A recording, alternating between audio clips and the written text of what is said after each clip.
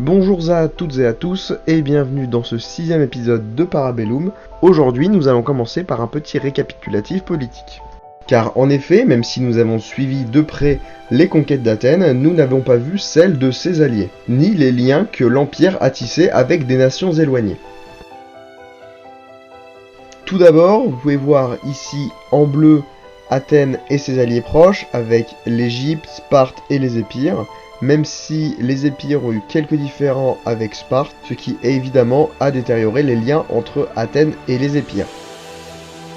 Ensuite, en vert, nous avons les nations sur lesquelles Athènes peut compter avec les Goths au nord, à l'est les Pergamones et les Galatia, et enfin au sud-ouest les Sicarus.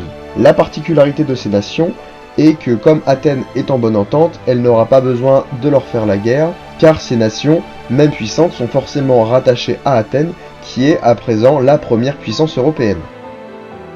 À présent, en jaune, nous pouvons voir les nations qui sont encore neutres par rapport à Athènes, et seul l'avenir nous dira si elles deviendront des nations alliées ou seront détruites. Car à présent, plus aucune question ne se pose, soit une nation est alliée à Athènes, soit elle se fera écraser par sa puissance. Et maintenant, nous allons voir les ennemis d'Athènes, avec en rouge les nations qui sont déjà en guerre directe avec Athènes. Ce sont donc les nations qu'il va falloir s'occuper en premier. Et en orange, nous pouvons voir aussi des nations en guerre avec Athènes, mais en guerre par alliance. Il n'y a donc aucun combat direct avec ces nations. L'assaut est donc rapidement lancé contre les confédérations gauloises, et les territoires tombent rapidement entre les mains des Athéniens. Cependant, c'est au nord de l'Espagne que les problèmes arriveront, car les armées sont affaiblies par les anciens combats et la fatigue, et c'est finalement les armées celtibères qui vont mettre en déroute les armées athéniennes. Depuis le début de l'histoire, c'est la première fois que les armées athéniennes sont autant en difficulté. Pour Athènes, ce frein est inadmissible, et c'est pas moins de 3 armées réentraînées qui partent en Espagne pour détruire les armées ennemies.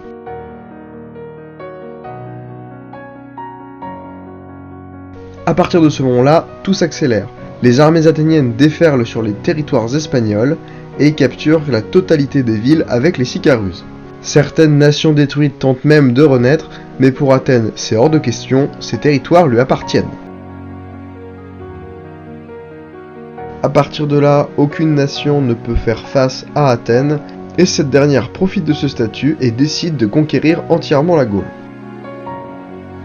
Cependant, Rome profite que les armées soient loin pour pouvoir redorer son blason et tente de reconquérir l'Italie. L'Empire ne l'entend pas de cette oreille et 2 armées sont envoyées, une pour récupérer les territoires perdus et l'autre pour anéantir complètement Rome. Cette campagne est une réussite totale et l'Empire romain n'est plus qu'une page dans les livres d'histoire.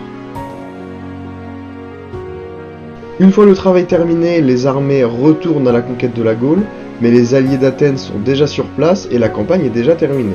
Dans cette histoire, Athènes gagne même un vassal que nous connaissons bien aujourd'hui, car c'est la Bretagne actuelle. Après ça, les armées se regroupent pour lancer l'assaut sur la Grande-Bretagne.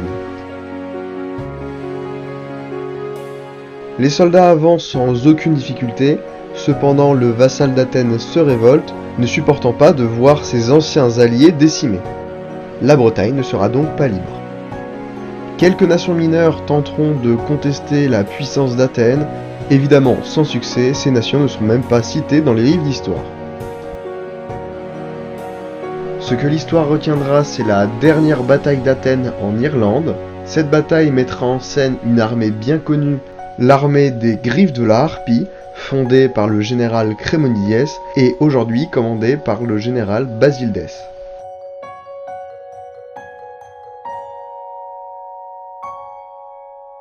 À présent, l'objectif d'Athènes est atteint, l'Europe est bien plus homogène et contrôlée par cette dernière.